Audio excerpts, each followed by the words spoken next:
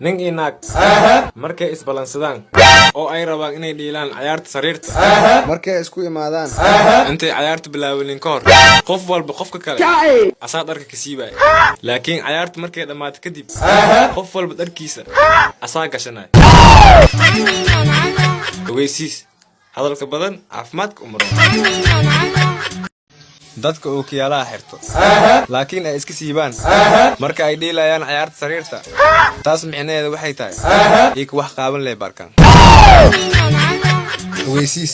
hadalka badan caafimaadka umarona lamaanaha hadda jir markay isqabtaan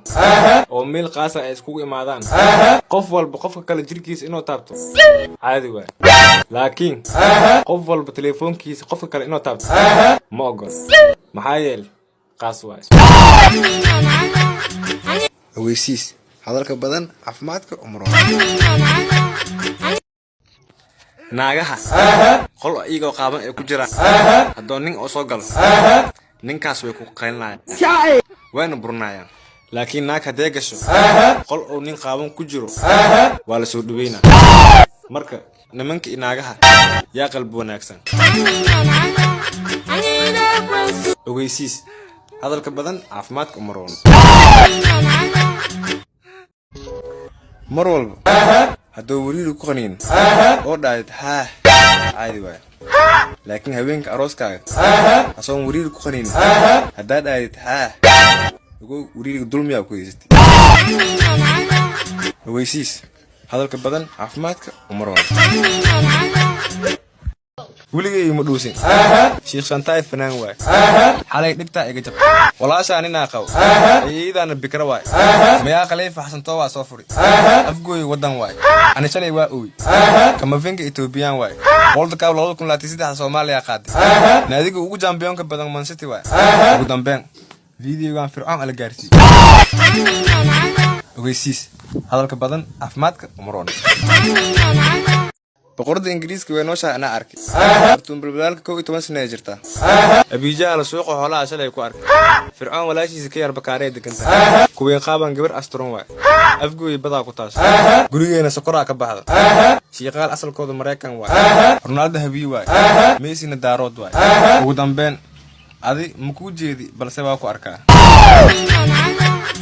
ogeysiis hadalka badan caafimaadka umaroon nin hadduu mar walba naag la farciyaarayo shaxaari waay laakiin haddaa aragtid naag mar walba nin la farciyaarayso qooqa ahay ogeysiis hadalka badan caafimaadka umaroon laba nin hadda isdagaalaan shaydaana isku diri nin inaag hadda isdagaalaan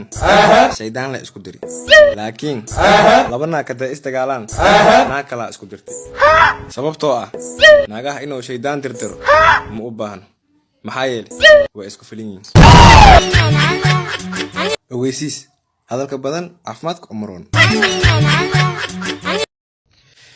nin naagtiisa haddee nin kale u tagto oo asina ogyahay waxna dhihin nacas waay laakiin naag ninkeeda hadduu naag kale u tago oo iidina ogtahay waxna dhihin raalliyo waay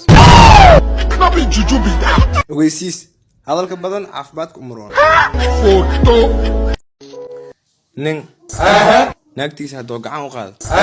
oo garaaco xanaaqa ka keenay laakiin naag ninkeeda hadday garaacdo ee gacan u qaado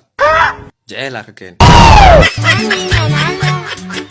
ogeysiis hadalka badan caafimaadka umaroona Sharma Boy Lil Balil Shadi Sharaf Qamar Suugaani iyo Maslax Mideey inta aan hadda idin soo sheegay waa 3 nin iyo 2 naag dhamaantoodan fanaaniin ogeysiis hadalka badan caafimaadka umaroona musqusha marka codkan aa ka maqashiin kadibna ani aa ka soo baxo waxaa dhaysiin musqusha garteeda wallahi inay cawaado maxaa yeelay kana ka soo baxay laakiin markay gabar qurux badan ay ka soo baxdo waxaa dhaysiin Allah mu umaleeyay inay gabadhan saan qurux badan ay ka soo baxayso maxaa gabdhaha quruxda badan ma xaraan ogeysiis hadalka badan caafimaadka umroon. gabdhaha iyagoo daruufaysan ay la baxaan kuween hiblaayo iyo kuween hiblaayo aakhire xisaaba u taal. ogeysiis hadalka badan caafimaadka umroon. الفنان ميغوس باندال ودالي دايره علوسو فروتو روسيتو مرسدا بيدو تفاحه كبخ سومالي برفا كتو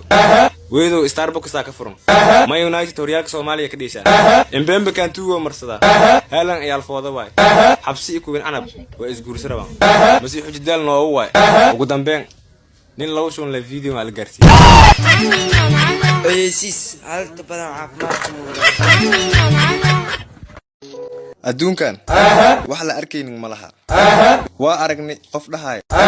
hebel hebel dili. waa aragnay qof dhahayo hebel hebel dhaay. sidoo kale waa aragnay qof dhahayo cid hebel kusoo duusi. waxaa kaliya noo dhiman inaan aragno qof dhahayo